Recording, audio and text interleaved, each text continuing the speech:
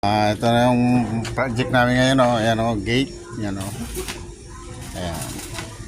So, ang ginamit pala namin rito, 1x3 na tubular para mag-ugma dito sa ginawa naming mga rito, yung mga grills na tubular.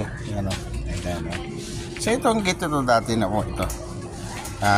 Lagyan lang namin, tinanggal namin yung mga nakalagay dyan ganito para lagyan ng tubular. Yan, so maganda nga naman nating nano. So pintura na lang yan, maganda na. Itarapan namin ng yan, ng epoxy primer. Yan, para gumanda siya. Ay, see. Ayan, Ha? Ayan, babalik pa ano pa.